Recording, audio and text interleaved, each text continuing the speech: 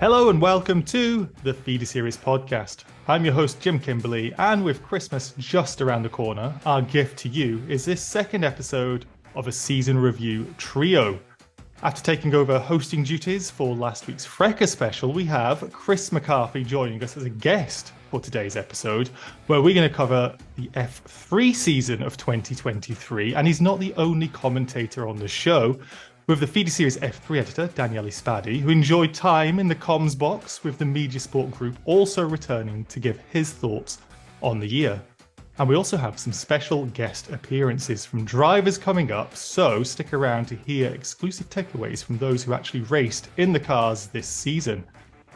A little bit of housekeeping too. There will be an F2 review show out next week to keep you entertained in that weird week between Christmas and New Year where time seems to stop working and losing all meaning. You don't know what day it is, you don't know what hour it is. But to keep with that theme, we already have recorded that episode before the Abu Dhabi finale, no less. So look forward to a bunch of outdated references and incorrect predictions. And finally, please do all the usual YouTube and podcast things. Drop a like, subscribe to the channel, leave a review on the podcast platform you're listening on, and let us know your favorite takeaways from F3 in the comments below if you are watching on YouTube. And speaking of takeaways, the F3 season is, unlike the F2 review next week, well and truly over, and nearly ancient history with that Monza round ending the season over 3 months ago. I was trying to figure out the actual timing. I think it's about over 100 days. So we're well past the best time to record this. And for some things, I'm thinking, what actually happened in Monza and things like that? But we'll go through it all and see how we remember it. And I've got the two best people to remember it with me. So Chris, you had quite the season yourself this year because you jumped in the comms box a lot more. You had to forego Frecker a few times, left it in good hands, I must say. But you were taking over. It was a bit between you and Harry Benjamin, friend of the show to start with. And then Harry's had quite a few F1 commitments for BBC. Letting you come in and enjoy the season, and what a season it was. How was it for you from your perspective? Yeah, well, thanks for having me on. Again, it's great to be back as a guest. Yeah, as you mentioned, he's had a really busy year, so it was a real privilege to step in and yeah, 7 rounds I think it was in the end. It was absolutely fantastic season. A lot of familiar faces in there for myself from the karting days, and then of course from Formula Regional as well, and fantastic to see them all go head to head. It was like watching some Formula Regional races at times, seeing the likes of Paul Aron, Dino Beganovic, Gabriele Mini fighting over the wins. And yeah, and I think they put on a really good show throughout the year. Although the points might not suggest it was a close fight for the championship lead, I think at times it really was. And I think we had some fantastic races all the way throughout, some clean racing as well. And overall, another really entertaining Formula 3 season. So I was very glad to be a part of it along the way. Daniele, I alluded to it as well. You've been working your way up, and before we started recording, you were saying about how difficult commentary can be when somebody's speaking in your ear, which is something I don't know how you guys do. I don't think I could do it. But how was it from you personally? How was it from you? And just secondly, how was it from the season as a whole to cover it? Well, I think it was a very unpredictable season. I think it was one of the most unpredictable seasons in F3 short history as well. I think we had so many different winners, different podium finishes, and difficult results to predict in general. And it was really entertaining to watch. I think especially like in the first half of the season, we had maybe less on-track action compared to the usual F3 madness that we are very accustomed to seeing. But it was kind of refreshing on the other hand. And it was so good to see so many rookies being on it from like day one, especially like from preseason testing and from free practice in Bahrain as well. It was really, really good to see. And especially on my side, talking to the drivers, in post-race press interviews and press conferences, it was really good to see them develop throughout the year. And it was definitely exciting. As Chris said, maybe the points tally doesn't really show how close it was, but I think it was very, very good to see so many different drivers taking the spotlight, week in, week out. And in the end, of course, the most consistent ones eventually came out on top. But it was a really good season and a really fun one to watch. Chris, can I ask from your side, because Daniele's correctly said seeing the drivers growing, and I spoke to Gabriel Bort before the season started in a podcast, which everybody should listen to. And I noted from there, speaking to him 12 months before he started Freca season, and then 12 months later, he was a different driver. And in hindsight, I feel like, wow, this guy's clearly going to do well for the season, but I don't think anybody expected it. We'll come on to that a little bit later. But you know these guys really well. You've shared the paddock with them. You've spoken about them. You've followed the Carisons karting, like you say. How has it been seeing them turn into essentially kids to older teenagers and turning into young adults? Yeah, fantastic. They remain the same, really nice people, but, they grow very, very quickly into young adults and into professionals. You forget, honestly, when you're in the paddock with these drivers, you forget you're speaking to 16 and 17-year-olds a lot of the time. It's like you're speaking to 26, 27-year-olds. They are incredibly professional. Even if they've just come off the back of a bad race. Gabriel Bort was always one of the best for that. He'd always still give you the time and speak to you and be able to look at the race from a really good point of view and be able to get over a bad race very, very quickly. But one thing he was always very good at was staying out of trouble.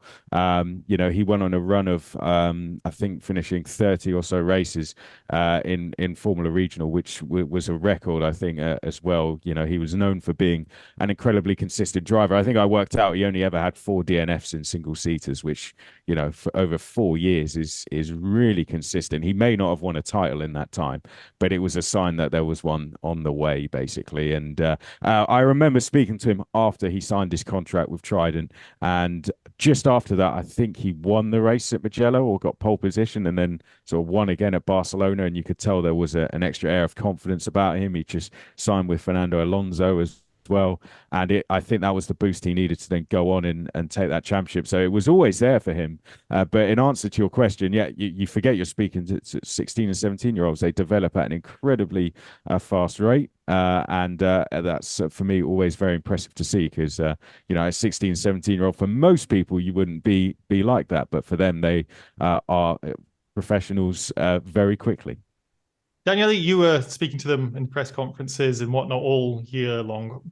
You've been covering motorsport for a while, but this year was on the F1 support calendar. You had a lot more of the razzmatazz, I suppose, that F1 brings. How did you find it being involved in the sport in that way?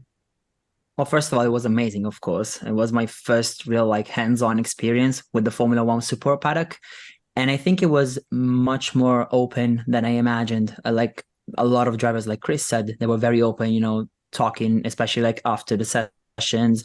And I was there for the season finale in Monza in the support paddock, and it was really refreshing to see a lot of drivers that even if their race or in general their season didn't go as planned, they were very open with anyone, be it that you were part of the media or not. And they were very open, sharing thoughts about their season or just thoughts about the race or the day in general, like the track in general. So it was really refreshing. And a lot of people were just very eager to let themselves basically open up to you. And it was really amazing to see as well, like Chris said, 16 and 17-year-olds that seem like veterans, media, very much media trained and stuff. And it's really good because they also help you with your work. It's much easier to work with these kind of people when, of course, drivers are much more reserved and struggle to open up to you. It's much more difficult to then make a story out of it or just to tell a story about the race or the season in general. So it was really refreshing and definitely taught me a lot throughout the whole year. I have to echo those thoughts, because if I think back to what I was like when I was 16 and 17, speaking to the media. Not like this. Oh, gosh, you imagine having video content or your words written down when you're that age. I shudder to think about it. But let me just briefly go through what the plan is for this episode. So we've done the F2 podcast, which is going to go out next week. But what worked out quite well was talking kind of through the drivers in 4 distinct areas rather than the team-by-team analysis that we have done previously. We're going to go in reverse order. So I've called them lower-placed drivers, and whether it be from misfortune, from the team, from themselves, it's a difficult one to say because there's 30 drivers in the race and only a third of them score points. So you can finish 11th and overtake 19 cars, but you get no points for that. So I really struggle to think of a better word. So I've just called them lower place drivers. And of that, we've got from the full-time drivers, Roberto Faria, Ollie Gray, Tommy Smith, Rafael Villagomez, Ido Cohen, Sophia Flörsch, Nicholas Slolov, Kalen Frederick, Alex Garcia, and Hugh Barter. And all of these are the drivers that didn't reach the podium this year, with Faria, Gray, Smith, the only full-time drivers not to score a point. I've also put a note here that Sophia Flörsch, which maybe we'll start with Sophia, scoring that iconic P7 in quite an upside-down Spa race, potentially the most entertaining and difficult to call one of the season. What a absolute crazy, crazy race that was. And then we also have what I'd call them cameo appearances. Max Eston, Peter Wisnicki, Mackenzie Creswell, Michael Shin, Josh Dufek, Francesco Simonazzi, also doing partial campaigns and coming in for a couple of rounds or a round or so. So there's a lot of drivers to cover there, but we have to kind of whiz through them because that is the nature of F3, and naturally those drivers scoring 100 plus points are going to take up a bit more air time. I mentioned Sophia Flörsch. Chris, she is almost a poster child now for females in motorsport, I would say. She's extremely media friendly in terms of she is great at social media. She puts stuff out there. What her PR team do in regards to getting her attention is terrific. And she's pretty bloody quick as well. Not to disrespect the team or anything, but it's not like a championship campaign was ever on the cards. Yet Sophia has impressed this year, I would say.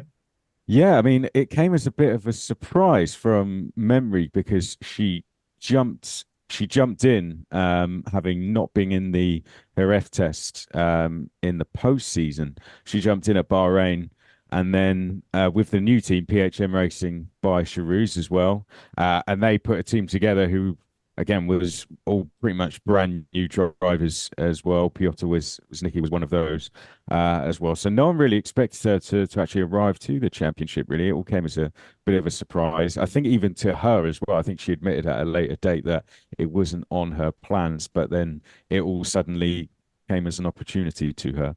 And so she was trying to help a team develop, and she really did do that. I mean, qualifying was never the strongest point for her or the team, really, but she was usually the strongest of the drivers within the team to qualify the best. But one thing she was very good at was race pace, and I think Alpine put out a tweet where she made 140 places throughout the season or something along those lines. I remember at one stage at Spa, I'd worked out she'd gained about 59 places in 3 rounds. And she was just known for being able to overtake a lot of drivers very, very quickly. And that was one thing she was good at. And the points was always going to come. And then they came in that fantastic driver at Spa. So, yeah, one thing she was really good at was coming through the field. Had she been in a more experienced team, I think she would have been in the points a lot more often. So, yeah, she was one of the success stories, I think, even though the points might not replicate that. I think she really was. And to see someone gain over 100 places, I don't think anyone's ever gained that many in a season before. It was really, really impressive and always very good to watch. And you always saw her shooting up the order. So her onboard must have been pretty entertaining throughout the season, to be fair. So yeah, I think she helped the team develop. She did her job at that team. That's probably what she was brought in to do. And yeah, fair play to her. I hope we do see her back next season. Daniele, sticking kind of with Sophia, please put your thoughts out there as well. But PHM did come in and weren't inheriting a team that was potentially as coordinated or as strong as the top teams you expect to see in F3. And Sophia actually scored all of their points. And about half of those drivers I mentioned had raced for PHM at some point during the season, with Piotr only having 4 rounds before moving aside for Mackenzie and Michael. How do you think they have come into the season in both F2 and F3, I suppose? And how do you think they're going to progress going forwards? Because it's a hell of a competitive landscape there. People think it's all the same car, same spec, everyone should do the same, but experience and knowledge is what actually gains you those advantages. How do you think PHM did for this debut campaign? It is a very competitive field out there, and that's why I think everyone expected PHM to struggle a little bit, especially in their first season, basically inheriting the team from Charouz as well. So I think they did what was expected of them. trying to, grow throughout the season and try to improve round after round. We saw them struggling quite a lot, especially in qualifying, not only in just the results themselves, but also the way that they sent out their drivers, preparing with the tires as well. We saw many drivers struggling, putting the tire up to temperature and stuff. And so I think going pretty much blind into an FIA F3 and of course Formula 2 season as well, especially in Formula 3 with pretty much inexperienced drivers, or in the case of Sofia, of course, a driver that was outside of the single-seater world for quite some time, it was very difficult for them. So I think that especially Sofia Flörsch made a really big impact, and I think they're going to definitely improve a lot next year. And I think part of that improvement will be thanks to Sofia's work this season.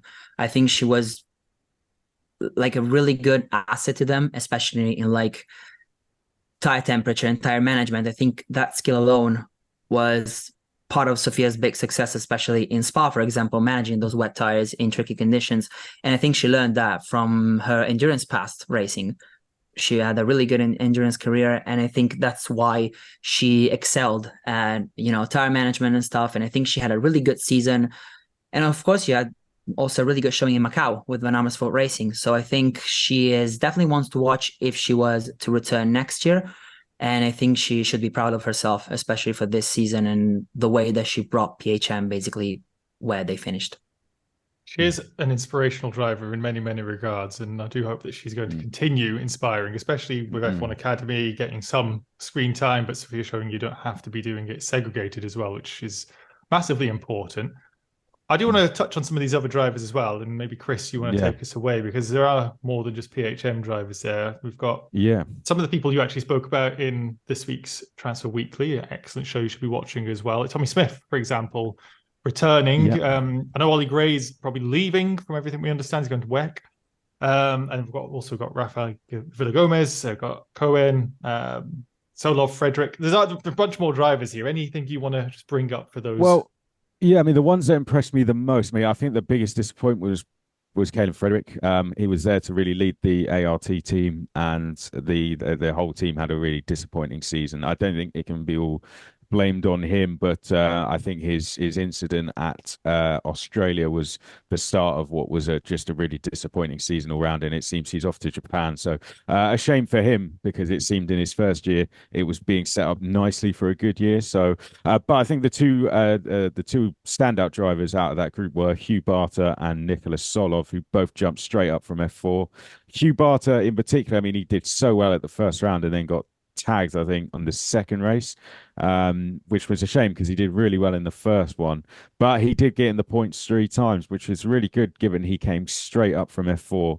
And then Nicholas Solov as well, who came also straight up from F4. He was the youngest driver on the grid, 16 years old. And then after a lot of hard work throughout the season, I got to meet him a couple of times. He was actually coaching F4 drivers within the Italian F4 paddock, which shows you how quickly these drivers develop, both on and off the track. But, with that Alpine support, he showed why he had that and got in the points at the final round at Monza and looked very quick in postseason testing as well. He jumped in and was the quickest driver within the team, within the ART team. So those two impressed me the most. And if they both return, I think they'll be very quick. It doesn't seem Hugh Barter is, given what we saw at postseason testing, but I think Nicholas Solov will be like what we saw in Pepe Marti, will be really one to watch next season. And he really excites me as a driver, actually. I actually can't wait to speak about Pepe Marti, because that was an ascent up the order with a team that you wouldn't expect. So getting well ahead of myself. And Daniel, I'll give you the final word for this. Anything you want to bring out for those drivers? And just on a complete aside, also a newcomer to the championship, Australia, which was, reminded me, Chris, which is a cracking round as well, especially that qualifying. Anything you want to bring up, Daniele? Yeah, I think for many of these drivers, it was very difficult to expect something more. It was extremely hard for them, especially with the team they were in, or with so much little experience in Formula 3, as Chris said. So I think they overall did a good job. I think we had one of the strongest rookie classes this year compared to other seasons. And I think that there were a couple of drivers who will definitely be the ones to watch next year. Maybe Solov could be among those. But yeah, definitely I want to echo Chris's thoughts on Caleb Frederick. I think he was one of the dark horses coming into this year, actually. And in Bahrain, he looked mighty quick as well before. I think he got a puncture on race 1. when he was Yeah. fighting for like a top 6 or top 7, and then finished 7th in race 2 in the feature race. And he was looking very quick. And then, as Chris said, after Australia, well, it went kind of downhill for him. But the whole ART team really struggled. And I think we're going to go back on that later. But Australia, talking about it, it was a cracking round. I think it was a very good addition to the calendar, especially with the track changes. I think they suited Formula 3 cars really well. And we saw a really interesting weekend with many drivers talking about, pushing the limit, especially in a fast chicane that starts sector 3.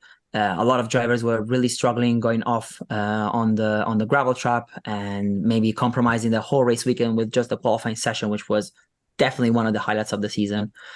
And yeah, I think it was a really good addition, and hopefully it stays on the calendar for quite some time, because I think it was one of the best racetracks, and drivers agreed. Especially like later on in the season, they recalled Melbourne and Albert Park in general as like one of the highlights of the whole season.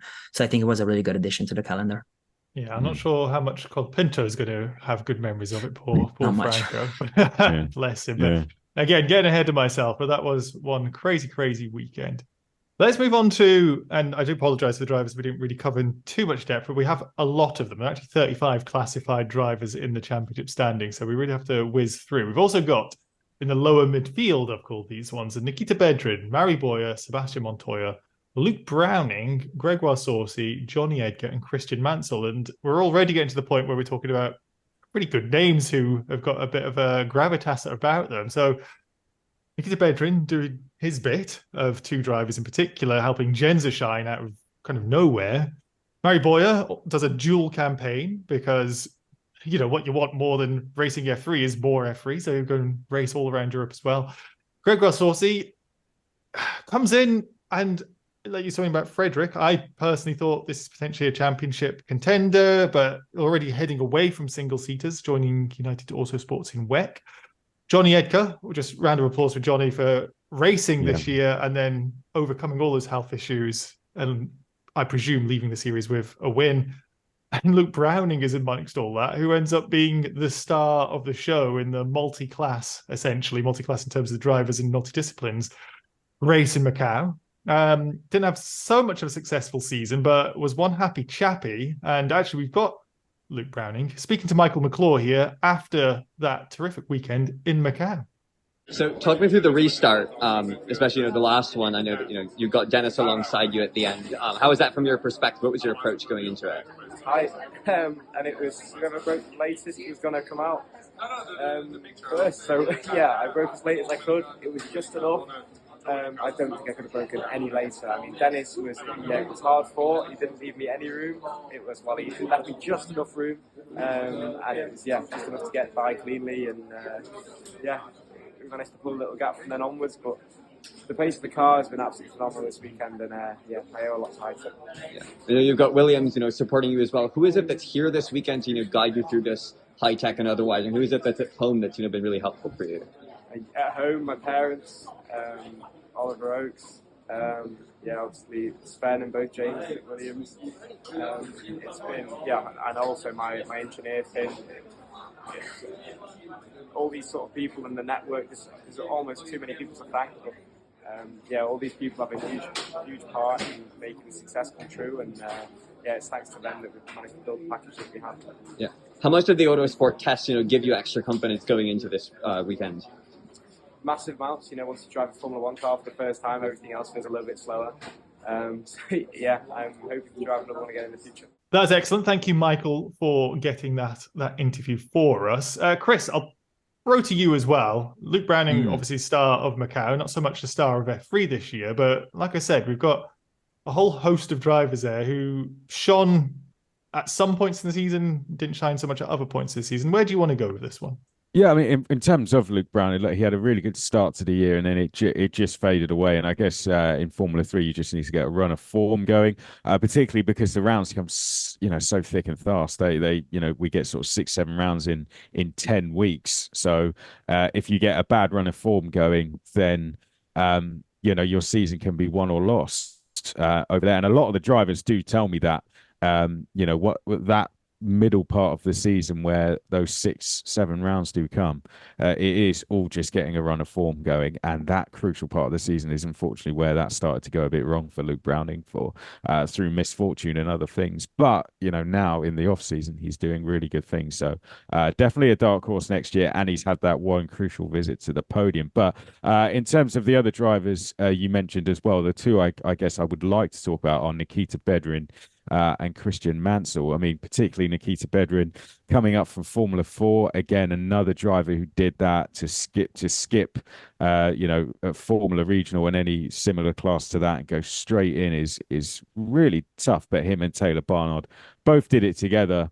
And what a superb job they did. Well, when I say they skip it, they might have done it over in the Middle East, but they certainly didn't do it in Europe. And what a fantastic job he did to get on the podium over in Hungary and then to do it again at Spa with a Genza team who hadn't been there since 2019, I think it was. So yeah, it was incredible drive from Nikita Bedrin. Superb performance all the way through, and showed why he did the things he did in F4 as well. And him and Taylor worked really well as teammates. They have done that for a while. It was while they were brought in together to that team to work with Alex Garcia. For me, he was a really standout performer for that, and it was always great to watch. Christian Mansel, similar, I guess, coming up from Euro Formula Open, did things in GB3 as well. And then that race at Spa was hugely entertaining to watch, where he was chasing down a podium, having already got one at Silverstone. Did try and go for the move, didn't he, round the outside at the Kemmel Straight, but second place for him in the end. 2 visits to the podium, and that was enough to impress ART. And he's going to be an exciting one to watch next year. So I think those two for me were the two standouts there. Daniele, anything you want to add on to that? There's, like I say, there's drivers there who all shone at different points in the season. For me, Christian, I do echo those thoughts. And Campos in general, I think, really surprised me. Nikita had no expectations and quite often just saw him in the timing tower in those upper places. And I do think in F3, they've been on the timing tower is almost a point of pride because there's not enough space to get all 30 drivers, and if you're one of those low place teams, you see your name up there, you're doing not so bad. Yeah, exactly. I think Christian Mansel had a great season, honestly, and I think especially in the second half of the season, he pretty much was on pace with Pepe Marti sometimes. He was really quick in Monza as well, the final round of the season, and also in Silverstone, if I recall correctly, especially in the feature race, he was really quick, and we were often like thinking the lead Campos driver must be Pepe Marti, and sometimes it was Mansell actually. And I think he did a really good job learning on the fly, especially having fun throughout the season, understanding the car better throughout the season. And I think he had a really good showing. I want to speak briefly about Greguera Sorsi's season as well, because I think he deserves a word of two, because he was insanely quick at the start of the season. Like in qualifying, he was always in the top 3. He was looking like a true championship contender, perhaps the only one that Gabriel Bort had in the first part of the season. And then he kind of slid off basically of the pace together with ART as well. I think the team failed to keep up the momentum going, especially throughout the middle part of the season. And Greguera, I think, found himself in some tricky situations as well. Especially, I remember, I think Silverstone in the sprint race where it was mixed conditions, and he was, I think, the only one on the wrong tires or something like that. So he definitely had some misfortune during the season. But I think it was really quick in the first half, and I think he has made the good decision in switching categories, because I think he has given a really good shot at Formula 3, and I think he can really shine in WEC as well, and in endurance racing with his driving style and the way he takes care of the tires and stuff. So I think he will be a star there, and so I'm really happy for him that he gets the opportunity. But I think he was definitely one of the main protagonists of the first part of the season, and then unfortunately wasn't really on the pace for the second half. But overall, I think he gave it a good shot, and so I'm really happy to see him move on. Yeah, I'm not here as the host. I'm not here to give all my opinions, but I do think Gregoire is, one, a lovely guy, like in person, lovely guy. He was on the podcast before, very quiet, very reserved, but taking the option to focus on tin tops, going away from single seaters at that age, and knowing okay, I'm not going to bother with F2. I'm going to go and do this as a career. That could put him in a really accelerated position for 5-10 years from now, driving in what becomes a career. You know, you're actually getting paid to do this rather than paying not an insignificant amount of money to get into single seaters. I do want to also highlight, bring you back to Transfer Weekly again, two of these drivers we've mentioned, they're going into Campos next year. So Mari Boya and we've got Sebastian Montoya joining Goligata, who will bring in the next section. Chris, you brought up, and I don't disagree, that they could be almost a dark horse championship winning team with what is an experienced lineup they've got there. These two drivers, not necessarily the best campaigns, but they certainly showed that they aren't slow this year. Not at all. I mean, I think it was what they did away from Formula 3 that's actually helped them. You mentioned at the start there that Mari Boya did his Euro Cup 3, finished second, but I think he did miss a round along the way. So had he done that, maybe he would have won the championship. Sebastian Montoya, as we know, does stuff with his dad, racing endurance racing as well, and that's helped him out a lot. And both of them, yeah, they may not have had the best. I mean, Mari Boya was, just known for getting into a bit of trouble on circuit, really, particularly at the start of the season in places like Australia and Monaco. But then he kind of tidied his act up towards the end of the season. Once he got in the points on home soil, he then started to pick up some pace and got on the podium. And then looking at Sebastian Montoya, he was just a little bit misfortunate at times. I mean, he obviously got tagged into a spin at Silverstone. Did get on the podium at Australia, but throughout the season he did have some really good pace at times, and there was no reason why he couldn't have had at least 2 more trips to the podium, I'd say. But they're now going to have 3 drivers who have all been on the podium, one of the steps of the podium. So I'd say they've, with Ollie Goethe, Sebastian Montoya, Mari Boya, they've got 3 drivers there. Some of which are coming in with championship wins as well, podiums and a year of Formula 3. They've just got their best ever season in Formula 3, and now I really do think that they're looking to challenge Prema after they've just been celebrating 40 years as a team. So yeah, no, I think it's going to be a really exciting year for Campos, actually, and they seem to look very well suited together as well. They seem to get on very well together as a team. So yeah, I think this is going to be the team to watch next season. It's really does excite me. I was fortunate enough to be in the paddock at Spain and had good access with Campos, who were very, very hospitable. And Pepe Marti was there. I was speaking to Adrian. He was saying, Adrian Campos, he was saying that oftentimes they're kind of used, like Genza this year, they're often used as the team to get a bit of experience and then go and do something else with another team. And he was saying how Pepe was there and almost like as his family, he'd put his arm around them. Christian at the time has put his arm around, so like, this is like a family. We're looking after the drivers. Look what happens when Pepe gives us a chance to continue something. And then they've seemed to have changed this year. This one year, you can just flip a coin and how much difference. I'm talking about relative recent seasons because they're not always at the back. But recently they've struggled. And wow, they've really nurtured something for next year with having 3 experienced drivers. Daniele, do you think that the might that's happening with the Italian teams trying Prema are going to be challenged by Spain next year? I'm not 100% sure, but I think Campos could definitely throw a spanner in the works because I think they have some really good talents. And I think especially when it comes to Boya and Montoya this season, qualifying was really their Achilles tendon somehow, because drivers always highlight this, especially like after race weekends or in press conferences. Qualifying is crucial in Formula 3. And many times we saw Boya and Montoya perhaps miss the reverse grid pole position, for example, by like 1 or 2 tenths, which is such a small margin, especially in Formula 3. And so I think they were unlucky sometimes. They made a couple of drivers' errors sometimes. So I think it was definitely like the definition of a rookie season. And I think they both could shine next year. And with Ollie Goethe alongside them, it could be definitely one of the scariest driver trios for other teams, for sure. Yeah, I was just looking at the 2024 grid, just thinking of 3 drivers together who are somewhat evenly paced. It's going to be very exciting to see. Well, that's, I mean, look, there might be some, you might have, Gabriele and Dino, who are of course going to go down as some favourites for the title there. But it's the three of them together, isn't it? Who are going to be working together as street drivers, who have all been to Australia, all been to Monaco, where some of the others that's going to be their first ever time go in there, and that experience will go a huge way. So yeah, I'd say look, that they might not all be race winners, but that could change by the end of next year.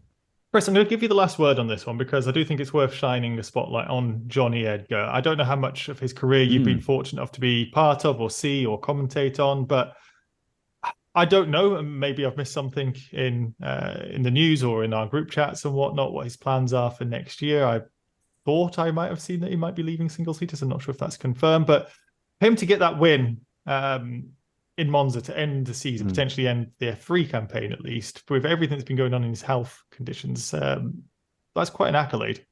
Yeah, it's good.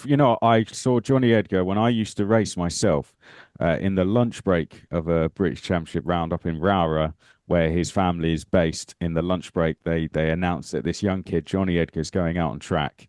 And I think he was only about 5 years old. He was tiny, and he went out in a Bambino car, and everyone was like this. And he flew round the circuit, and we all stood round the whole paddock and watched him fly around.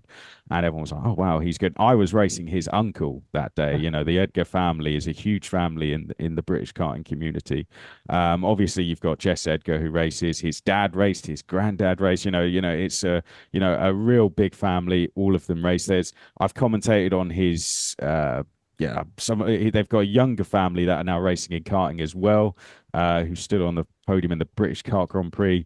So yeah, for me personally, to see him win in Formula 3 was really emotional. And I think after he got diagnosed with Crohn's disease, it was a really tough one to see for any driver, Johnny Edgar, anyone else in the paddock. That was really tough. But for him to fight back like he did, and then end what could be a single-seater career on the top step, I think that was a really nice story. And and it was not an easy race either. The safety car came out at the end, didn't it? And he had to hold everyone off. And you could see what it meant to him. And I can tell you personally, knowing some of the family, what it would have meant to them as well. That would have been hugely emotional. So if that is the end for him in single seaters, then that was the perfect way to end, wasn't it? And he will have a long career wherever he goes. He's an incredibly talented driver and a very, very nice person as well, and deserves all the success that comes his way. Very well said, mate. Very well said. Yeah. It's nice to have two commentators on who can articulate words better than I can. And also, thank you, Chris, for hosting the Freca special as well. You did such a good job with that. Let's move on now to the upper midfield drivers, and we're getting to kind of the sharp end of stuff. We've got Leonardo Fornaroli, Taylor Barnard, Kyle Collette, Ollie Goethe, Gabriele Mini, and Dino Beganovic. And I did mention already that we've got Barnard there, who was dragging the Genza so far up the order regularly as well, not just here and there in a couple of points finishes. This guy was getting top tens pretty frequently.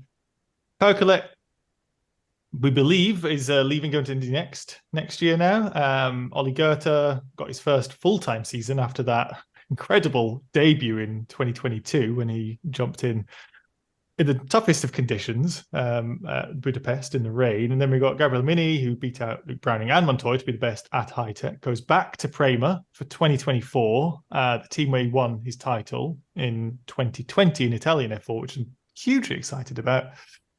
Beganovic, Freca champ, but bottom within the Prema team this year with a little bit of a late charge from Paul Aron. And then we've also got Fornaroli, who took the top rookie spot in Freca last year and is going to continue with Trident in 2024. And we do actually have Leo joining us to speak about his season. Let's hear from him now.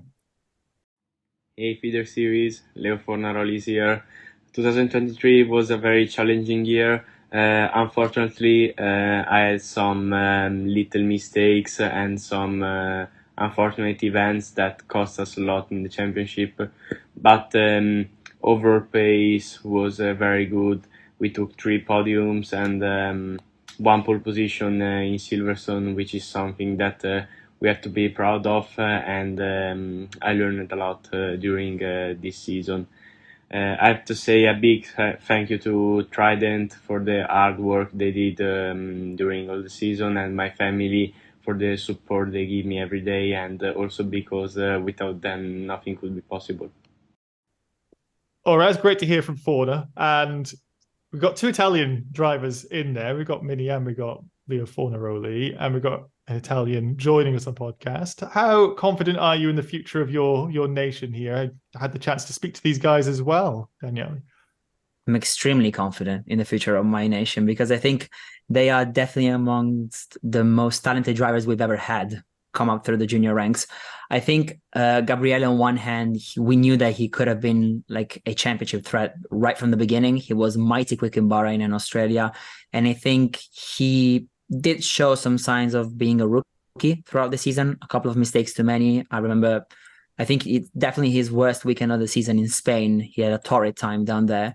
But then immediately bounced back in Monaco. Well, after winning Monaco and struggling in Spain, he bounced back in the Red Bull Ring as well. He had a really good season, I think. Could have had better results, could have potentially challenged for the championship. But I think in 2024, it would be wrong not to think of him as one of the main championship contenders, if not the driver to beat in 2024.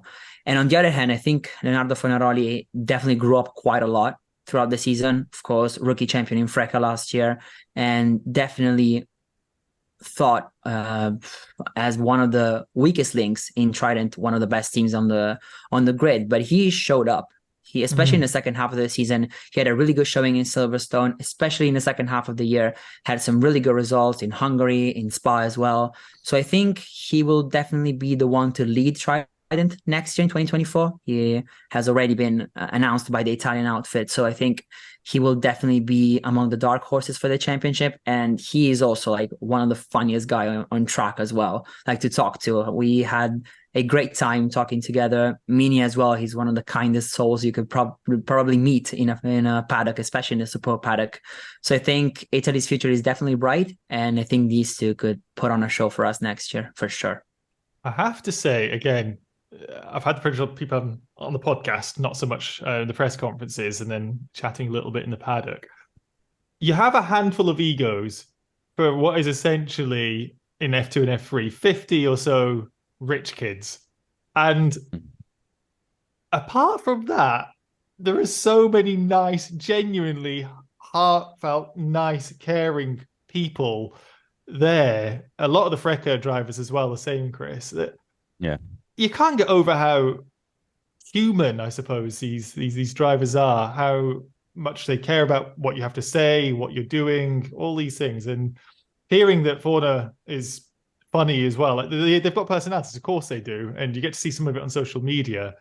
Chris, you've spoken to, met, I presume, every single one of these drivers, and they're all just top people. Any of these names you want to highlight in particular? Yeah, look, they're all really nice kids. Again, I think like I said, Leo's a really nice guy. Gabriele as well. One of the things I think he's very good at is he can be cleaned off the circuit, and if you go and speak to him, he'll shake your hand still and say, yeah, okay, this is what happened, and oh look, this is exactly where they hit me, and he won't hide away in the truck or anything. He'll come out and speak to you if you want to do a quick chat with him. So what I mean there is he can get over things very quickly, and in racing that will take him a long way. Leo, very similar, but I guess on your list there, Taylor Barnard, I mean, what a season he had. Absolutely, brilliant season. I remember, Taylor, another one I've known for, since he was probably 10 years old. Very, very talented kid. Hence why he was picked up by Nico Rosberg when he was about 12 years old. And that talent has always come through. And this year, as the season went on, he just grew in confidence, and with that, him and Nikita Bedrin working together helped the Genza team grow in pace. And his drive at Spa was throughout the whole weekend was just absolutely superb. And who would have expected it? I think that's what I said as he came out the last corner. But it was a great tactical drive from the team and from him as well to keep it on the road, but also call the right tactics. And he beat some more experienced drivers behind him to the line. And not only in those conditions, but then in dry conditions, he did pretty similar stuff as well. And I think he's a pretty kind of driver that a lot of teams would have wanted by the end of the season to sign, and not only Formula 3 teams, but Formula E teams, as we saw as well, wanted him to go and test their car. And Formula 1 teams looking down, I'm sure, were looking for him for a junior program. So, yeah, he became kind of a hot prospect, really, and one that a lot of people wanted to get their hands on. So, yeah, he did himself a fantastic season. And as British racing fans go, he's a really exciting one for the future. Danielle, I'm going to come back to you on this because we've got a couple of drivers we didn't really concentrate on so much, but particularly for me, Dino Beganovic, I don't know if I said it on the podcast, but I've always thought how you've got Charles Leclerc and Max Verstappen have this almost intertwined, I don't know, relationship or career that's kind of gone forwards. They've both grown at the same time. They've been very close, always there or thereabouts. So just sometimes luck goes on the side of Max and misfortune on the side of Charles for various reasons. And I see Beganovic and Mini almost having something very similar that I don't know what it is. And I have said in the past that you can quantify luck. And I also thought that Porsche was going to win the championship because he's luckier than Vesti. I know Beganovic might have had a poor season by his high standards, but I always think he's a little bit luckier. But he seemed to lose some of it towards the end of this season. But also, he's so bloody quick. And also, just to continue my observation, the two of them finish next to each other in the championship as well, 4 points separating them by the end. Dino Gia, Ferrari, backed driver. He's Prema through and through. But he finishes sixth, a little bit off his teammates, not too far in all fairness. But your thoughts on Dino Gia? I think no one expected Dino to come basically last of the three Prema drivers ahead of this season. And he finished P6, which really shows how strong the Italian outfit really is. I mean, it's no surprise, of course, but we definitely saw some glimpse of true talent and raw speed. I think thinking back on Monaco, for example, he had a great showing. In Bahrain as well, he was very quick and very consistent as well, finishing in the top 4 in both races. But in general, he had some misfortune. I remember in Silverstone, I think his engine blew in qualifying, which pretty much ruined the whole weekend. But then he wasn't really on pace with Paul Aron and Zach O'Sullivan. Of course, two of the fastest drivers this season, for sure. And I think he definitely needs next year to be the one. I think he is the one that needs the 2024 title the most, especially because in the Ferrari Driver Academy, we have so many talents. Of course, Olive Behrman in F2, but also coming from Formula 4 and Freca, we definitely have some very quick drivers. And in order not to kind of fall behind, he really needs the title next year, in my opinion. So he will be one to watch. He is staying with Prema. He is sticking with the team he knows. And so I think he definitely needs to shine next year, and he has the potential to do so. I mean, he is an extremely quick driver, an extremely capable driver, of course, in overtaking opportunities as well. He is definitely one of the most courageous drivers out there. And so I really think that he needs to shine next year. And so we'll see if it will be his time in 2024. And I truly believe that it could be, because he's definitely one of the best talents on the grid. Final words on these drivers for you, Chris. We've got Kaio Collet and Ollie Goethe, friend of the show, Ollie Goethe, I would say, as well at this point. Your thoughts on their seasons? Kaio, kind of opposites in a way. Kaio's a veteran at this level, and he's going off across the pond, going to go stateside. We've got Ollie, who's sticking around, and with good reason as well. He impressed a lot in 2022, obviously Euro Formula in particular, but also jumping into F3 and making such an impact so quickly. And this year, he was part of, with Leo and obviously Gabriel, part of this push to topple Prema from the top spot in F3, ultimately unsuccessful, but he certainly gave it a good shot. Yeah, look, I think obviously, as you said, Kaio was his third season. He's with a team that is still relatively new to racing in the championship, and he helped them get on the podium and on the top step as well. So credit to him there, but I think it kind of was confirmation to him that he wanted to do, maybe it was time for him to go and do other things. I think he's going to be really exciting in Indy next, actually. I think Kaio Collet's going to be a huge asset to that championship and possibly IndyCar as well. I think he has the talent to go all the way in that championship, and I'd be really excited to see where he go next. And then, as you mentioned, just up the road from him, Ollie Guthrie. I'm not really too sure what happened to him, because he had a really good first round, and then it just the results really fell away for him for a long time, and then the confidence started to come back in the latter half of the season, really. But he didn't win that Euro Formula Open title by luck. He kind of stormed that championship when he was in it. So I'm excited to see what he does. When he was with Campos, obviously he's going back to them. He did really well when he jumped in for his debut in the championship, and obviously recovered from what was a real monster crash as well, to jump back in and then go and get a great result at Spa the next day. He had a huge incident with Zane Maloney, I think it was. So he's clearly very comfortable in that team. I look forward to seeing how he gets on next season. But it was just a bad run in the first half of the season that let him down, really. But I guess that goes down to a learning season. Some drivers need it. Some drivers are able to get going a little bit quicker than others. But overall, I think Ollie Guthrie, to get on the top step of the podium, that's pretty successful. Yeah. I know we've kind of rewritten the rules a little bit this year, but you can't really complain jumping essentially into your rookie season, finishing P8 and getting a win en route and getting P2 on your debut feature race.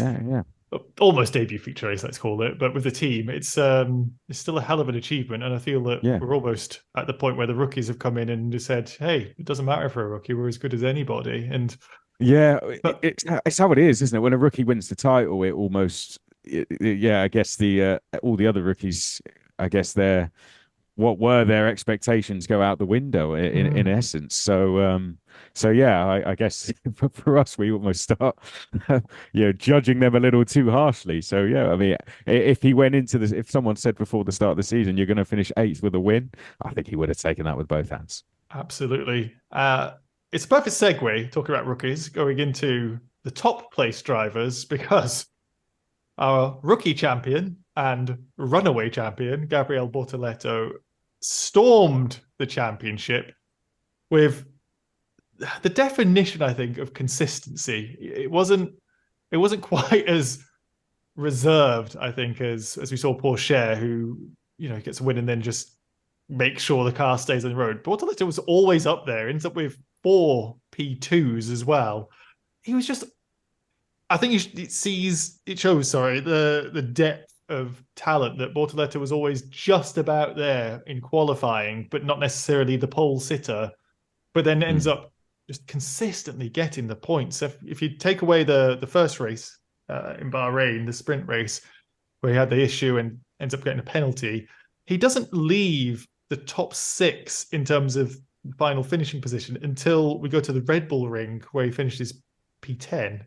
And then it happens again through the feature race at Red Bull Ring, Silverstone, and the Hungary sprint race. And he finishes. It's just insane what this guy did. We've also got to speak about the opposite of that, the driver who's going to come in as the favourite, ends up being the vice champion, Zach O'Sullivan. Paul Aaron, who really impressed me, especially as the season went on. And then other 2 shining drivers, with all due respect, the teams I wouldn't expect to be right at the top, but Franco Colapinto, Pepe Marti did terrific. These are the 5 drivers that broke the 100-point mark this season. And Marti, like I said earlier, he did what is unusual and staying with Campos, and it paid dividends. We've got Paul Aaron with also consistency, not necessarily the same level as Gabriele Bortoleto, but consistent throughout, and season beat long-term teammate Beganovic. Zach O'Sullivan scores the most wins of everyone, which I think you were bringing up in commentary as well, Chris. Just scoring victories one after the other, but maybe not the same consistency. Bortoleto, we'll speak chapter and verse about him. And of course, Colapinto, who would have been the vice champion if it wasn't for that odd Australian disqualification. But at this point, he's also enjoyed racing in F2 and driving an F1 car, and been on the podcast a few times. You can have him on the podcast one more time, because here is Franco Colapinto talking about his 2023 season. Hola a todos from Feeder Series, it's Franco Colapinto here. I just want to talk to you a little bit about this 2023 season. It's already finished, but it was, quite successful, really challenging and tough as well. My second year in Formula 3, I really enjoyed it. Going back to MP Motorsport, it's been always like a family for me. Working again with so professional, successful, and talented people is always a big motivation. So I really, really enjoyed working again with them. And it was a good year overall. We finished fourth in the championship. I was vice champion before the last race. Unfortunately, couldn't score any points in the last one because of a contact of another driver, broke me the suspension. So, all in all, it was a good year. We finished in the top 5, and consistency, that was what I was looking for this year, was there, and I was, I think, the most consistent driver in the grid. Had some good results, won 3 races, I would say, with Melbourne as well. And I'm just happy about how all the year went. I'm just so proud of every Argentinian fan, how much support I received, and how happy they were for my successes this year, and all the messages and the love that I received from my home country. It's been really nice. I want to thank as well to Feeder Series for all the support, for constantly be informing the people, and be always behind us, the drivers, every weekend after weekend. So just want to thank you about that, and we are gonna go and come back stronger for a better 2024. Let's see where we end up, but just really looking forward for some new goals. Ciao, ciao, guys.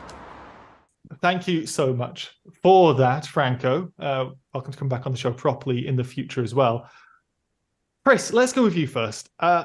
You commentated on Gabriel, and we're going to speak all 5 drivers, but you commentated on Gabriel extensively with the Fred campaign.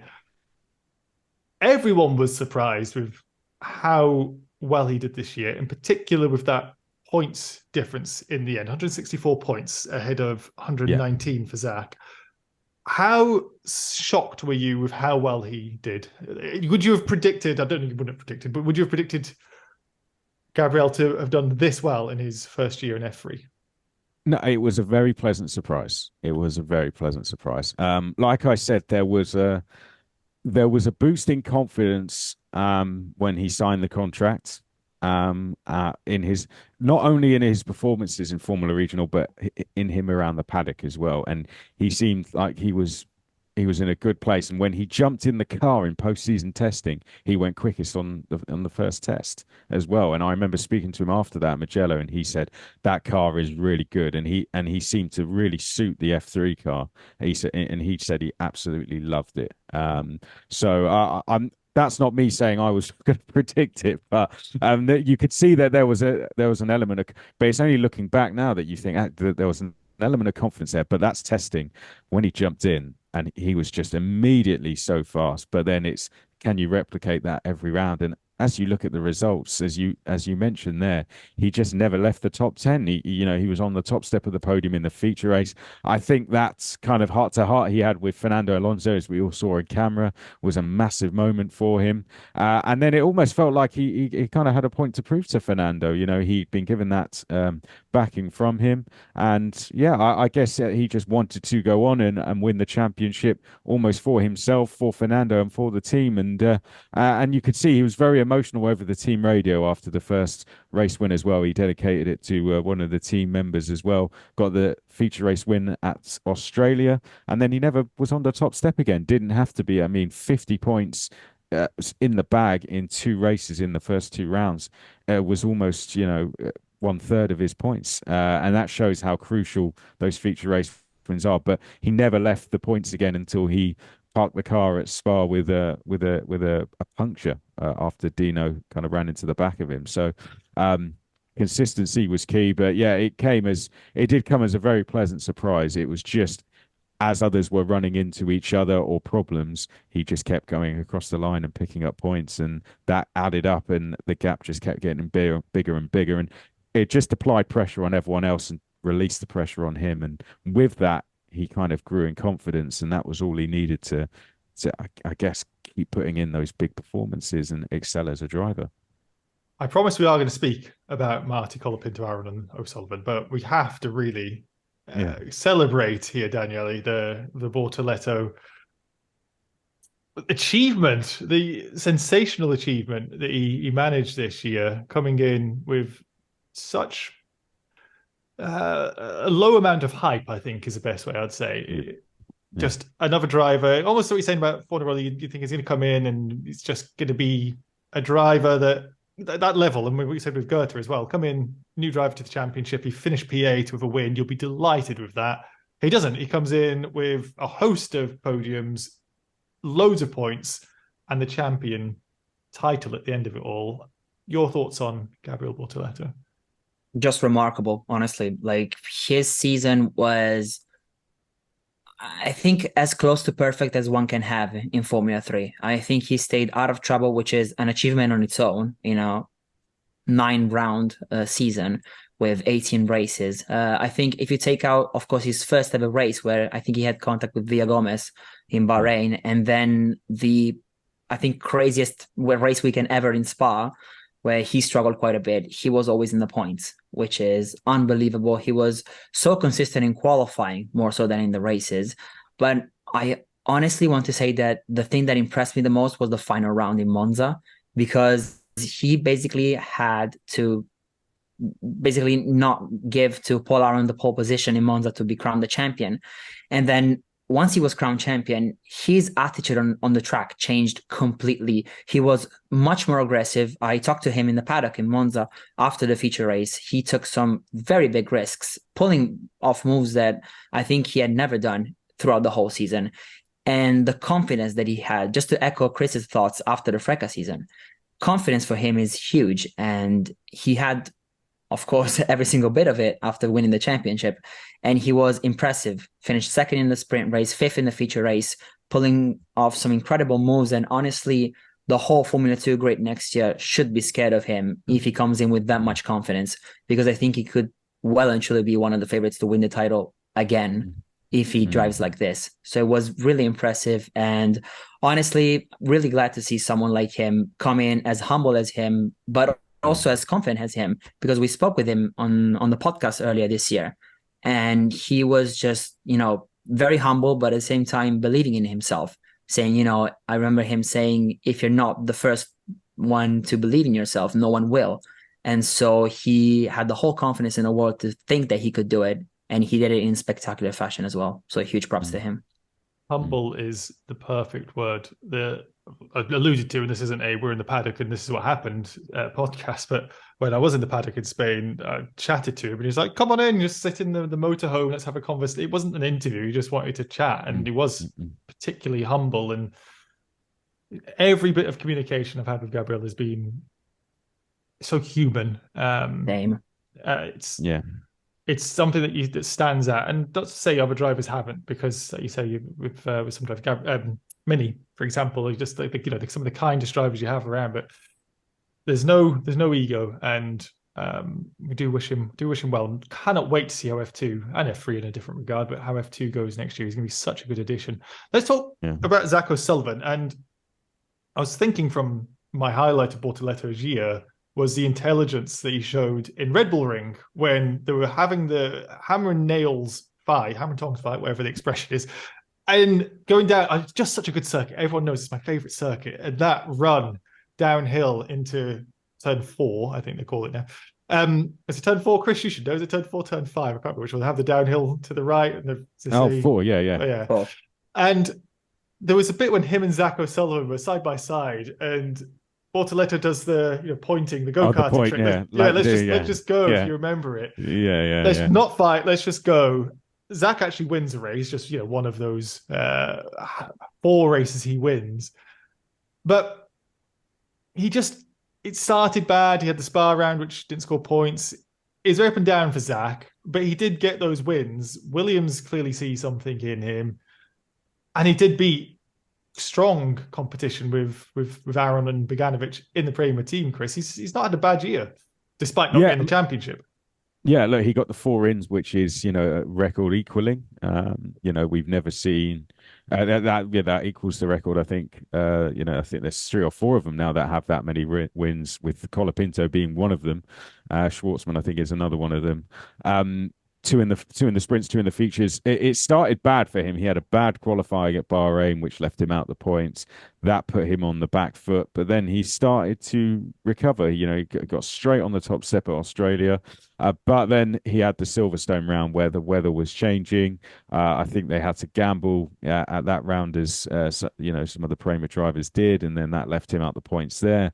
And then we had the Spa round where he picked up a penalty for through Eau Rouge and Radion. Of course, he cut over the corner there, and again was left out the points there as well. So 3 different rounds for 3 different reasons where he found himself not in the points, and that's for really where his season, where he lost out on that points gap. But away from that, 4 wins, which no one else did really throughout the season, and that is why we left him as vice champion. And in essence, he was the biggest reason why Prema Racing were the team's champions. So he has a lot to be proud of, and I think that's the biggest element of why Williams see him as a really talented person. He's a team player, team driver, and he helped them pick up the team's championship. Even though he was struggling himself to win the championship, he still fought to the end and helped them pick up a crucial title. So huge congratulations to him, and he drove very well in the F1 car as well. That was the first time since 2017 as well, since an F3 driver jumped in an F1 car, George Russell being the last one in a Force India in Brazil. He's done all right, that George Russell, hasn't he? He's done so there you go. Let's briefly talk about the other Prema driver that we've not shown as a lot of attention on, because if we did remove Bortoleto from the standings, that everyone would be saying, what a good rookie campaign Paul Aron had. And you said it right, Chris, that you almost change the metric of which you gauge these drivers because of what Bortoleto did. But Daniele, Paul Aron has 112 points. He's 7 points shy of what Zach did, who has more experience and in the same car, essentially. He's really impressed this year and should be looked at for F2 as a driver that may, I think, a champion, but maybe not. Maybe championship campaigns are probably a bit much, but he's going to be up there, I'd imagine. He will. He is a really good driver. I think his first half of the season really went under the radar, probably because of Bortoleto's incredible success in the first 3 or 4 rounds. But I think everyone kind of stopped and looked at Paul when he won in the Red Bull Ring in an incredible sprint race as well, one of the best races of the season, I think. And he just showed up and did the work, basically. He was just there from day one to the final day of the season, really putting in the effort. And I think, honestly, if it wasn't for that not so ideal strategy call in Spa, he would have won the feature race and he would have probably given Bortoleto a run for his money for the championship in Monza. And who knows what could have happened then. So I think he was probably one of the biggest surprises, honestly, of the season, because I did not expect him to be as quick, if not quicker, than Beganovic throughout the season. And he was definitely one of the best drivers out there this year. And I think he really played a great part into this year's story as well. I think his storyline is one of the best, especially I talked to him after Monaco when he finished on the podium in the feature race, and he said that he was so much happier then, not because of the podium, but because he was done with his school exams, and now he could 100% fully focus on F3, which is mental to think about, of course. But he was just a really good, he is a great personality in the paddock as well, and I think he really showed, as Chris said, the rookies aren't there just to learn, they're there to seal the show as well. They're there to do exams after learning from everything. I just looked at the table. Thank you, Wikipedia, having this table always available, just the side of my screen. And he is, I didn't pick up on this earlier, he's the only driver that scored points in every single round this season of all 30 drivers, which is incredible. So flying under the radar is exactly correct, Daniele. Final 2 drivers, I said, and I think it's fair to say, they're not the teams that I'd expect to fight for the championship. So in some ways, I'd say these 2 drivers completely outperformed the car. Franco Colapinto, a lot of hype about him. He wasn't jumping into Prema, in which case maybe he'd have gone for the championship. I don't know. Pepe Marti, if we talk about having Gensers dragged up the order, Campos really have advanced this year. And he's got 3 wins this year, including the feature race at his home Grand Prix. in Spain, which was incredible, with the pressure that was on it, his shoulders, it must have been so broad, having all the hype about Fernando Alonso. He's having a great season. He's going to do well in his home race. Doesn't do so well. But Pepe Marti does. He goes and storms to pole position, gets fastest lap, and gets the win. And then Franco Colapinto, like I said, would have been the vice champion if not for that disqualification in Australia, which robbed him in some ways, if you want to think of it some ways. I don't know what sort of advantage he'd have had if it wasn't for all cars having the issue they had.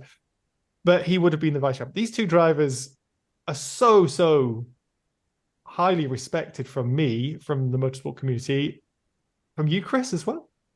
Oh, absolutely. Yeah. Franco Colapinto, again, 4 wins for him in Formula 3, 2 coming this season.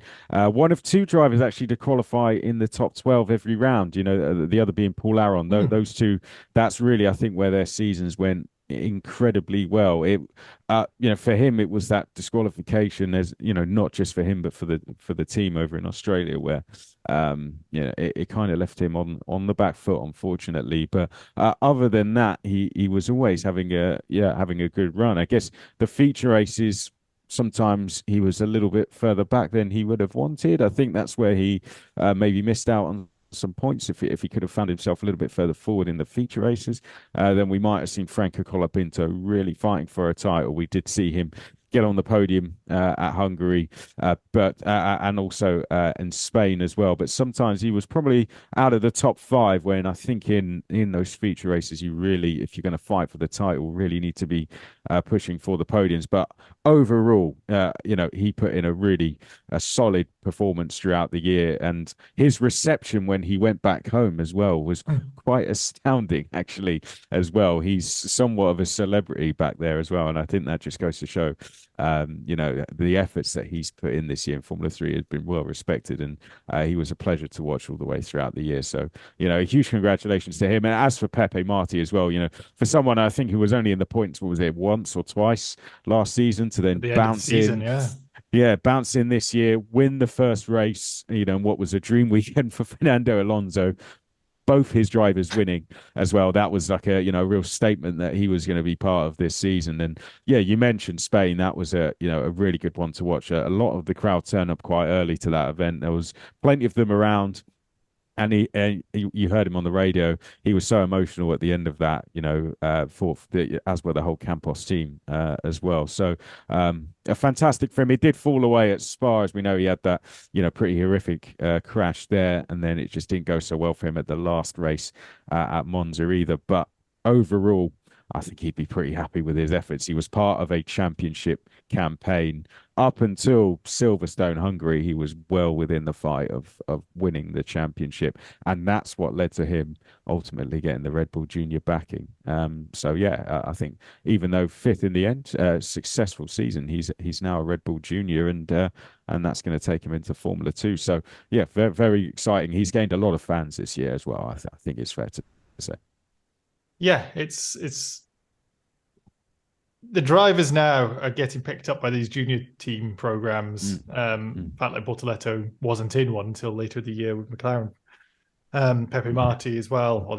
They are getting noticed, which is terrific to see. Yeah. Well, I think on Pepe Marti quickly as well, we have to mention his Australia drive where he came from. Oh my God. What was it? Yes. Was it 30th to 7th, was it? Or 5th? I think so. 7th, I think. And he made that move where he passed 2 drivers into the penultimate corner.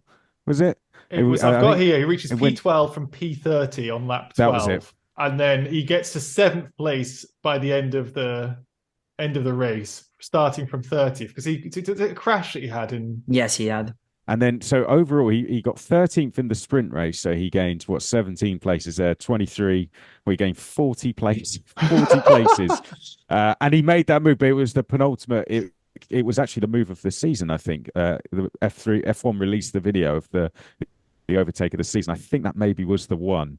Either that or Sebastian Montoya's, which was up for an FIA award and got 3rd place for Action of the Year, where he went round the outside at Red Bull Ring. But Pepe Marti, yeah, what a drive. That was one of the drives of the season for me, coming from dead last twice and gaining 40 places. So, he's going to be some watch in F2.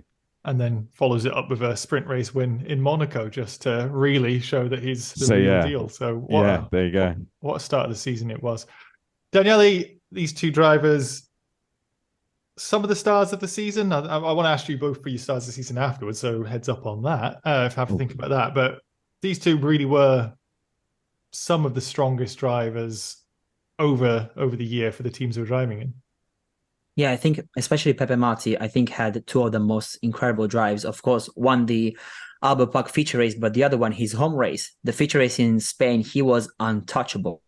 Like no one could have done anything about it. He was quickest in qualifying, quickest throughout the whole race, left everyone to dust basically after the start. And he just looked confident, quick in a car that had never been that quick, which was even more surprising. I think with both Marti and Colapinto, I think the sort of weak link in their game, which isn't really weak because they're amazing, well-rounded drivers, is qualifying. Because yes, Franco was very consistent, but he lacked those P1s, P2s, P3s that usually give you a really good chance at winning the feature race. And especially last year in his rookie season with VAR, he was a winner twice in the sprint race, but always struggled in the feature race as well because of qualifying performances. And I think apart from Spain, I think for both drivers, it was really tough getting into the top 3 or 4 in qualifying. I think Pepe said this like 300 times throughout the season, that qualifying is his weakest thing in his game. And I think he really improved throughout the season. But of course, in order to win this year, you should have been and must have been incredibly precise and incredibly consistent like Gabriel was. And I think they did a really good job. Both of them could have finished in second, of course, much like Zach O'Sullivan and Paul Arum, it has to be said. But they had a standard drive. And honestly, I cannot pick who was the second best driver this year between the 4 that we have talked about. I think all of them really had some strong points to them. And I think they are almost on par with each other. And I think it will be very exciting, to see them all together in F2 next year with the new car, with the new regs. And it will be, they are, I think, the core of this year's F3 grid. I think they are definitely great talents, and it's going to be incredibly interesting to see their journey go through F2 and perhaps even F1. I love feeder series stuff. And when you do think about these drivers going up against some of those names we saw in F2 this year, and then think about the drivers that are getting left behind, for want of a better expression, going up against some of the Freca drivers going up next year. And then you forget about the jumps up we've had from Freca to F2, which everybody's excited. It's going to be great. 2024 is going to be great. But before we get to 2024, final things. Star of the season from these drivers, and it's a tough one, but if you had to give an award to any of them to say, I think you did something particularly impressive, Chris McCarthy, what would you, or who would you give it to and why? Yeah, that's really hard. It's all just subjective. This is not a real award, sadly. We're not at that level yet. The three drivers that really stick out for me, obviously Gabriel Bortoletto, just because of how he jumped in and won the championship, having never won a single-seater title before, and did it so convincingly as well. Probably one of the most convincing win there's ever been in the championship. Nearly broke the record for the most amount of points finishes, actually. Had that not happened to him at Spa, he would have done that, the most points finishes in a row. Pepe Marti, the best Campos finish that there's ever been by far. And then Taylor Barnard as well, because, he got Genza their first win since an F1 driver did it in 2019. For me, it's between those three, I guess. Those were the three that really stood out for me the most. If I had to pick one, I guess I'd go with the champion. I mean, Bortoletto was, such a nice kid off the track. So consistent, and he's worked very, very hard for that to happen, and seeing that hard work pay off was very nice to witness, I have to say, from the commentary box. And it didn't come all in those first couple of rounds. You see all the work he had to put in, and he was challenged by, as we mentioned, as well as 29 drivers, 4 very talented drivers in chase. And he held his own very well all the way throughout the season. And he's the real star, not just because of winning, but McLaren have now backed him, and he could go all the way now, I think. Daniele, are you going to echo these thoughts? Or do you have another name you're going to pull out of the hat? No, definitely echo those thoughts. I think Gabriel Bortoleto is the logical choice, but I would potentially and possibly side with Taylor Barnard, because I think he had the best breakout season I've ever seen in recent years. I think from a driver that we all know is quick, but with a team that really isn't. And so I think his last two rounds of the season were amazing, but especially in the middle part of the season, after the in-season break where they tested in Spain and in Imola, Genzer actually brought a big upgrade to their brakes, and he felt much more confident with the car. Showed that in Monaco, finishing in the top 8 in both races, and then again in Spain in the points, and he actually qualified in the top 3 for the feature race in Spain, and then tire management wasn't really on Genzer's side that weekend. But I think apart from Spa, where of course he was the star of the weekend, Monza was definitely the highlight, because he finished 4th in the sprint race, 3rd in the feature race, with some incredible moves around the outside of Ascari, of Roger. I mean, he was a star this year, and very few people could have predicted it. So I think, of course, Gabriel deserves all the credit, and he's definitely the logical choice. But I think Taylor Barnard really deserves to be up there as well, like Chris said. Yeah, I think if I was to give the start, it would be to Taylor Barnard as well, just because I can't remember how many times I was wanted to make that TBA joke. Who is this TBA driver that's going to be, that? It was funny the first time, but I was like, no, they're just always there. I thought it was one of those things. You'll see a Genza driver reach the top of the timing tower or be up in the top 10, a handful but no, it's just consistently there. So the fact that I could remember wanting to make such a silly joke repeatedly is why you get my star. Terrific season. I really enjoyed. I've said before, and I will continue to say, F3 is my top feeder series championship. It is bonkers. It is always entertaining, and you are watching the future of F1 somewhere in those drivers. It's easy to say F2 is the future of F1 because, of course, that's the feeder way through. But like we're seeing this year, there's no one graduating, whereas any one of 10 drivers here could easily be in F1 come 2025, 2026. It's such a solid grid. So really fun to watch, really fun to cover, and I cannot wait for 2024. All right, that is all the time we have this week. Thank you, everybody, for watching and listening, and thank you for Daniele and Chris for coming on.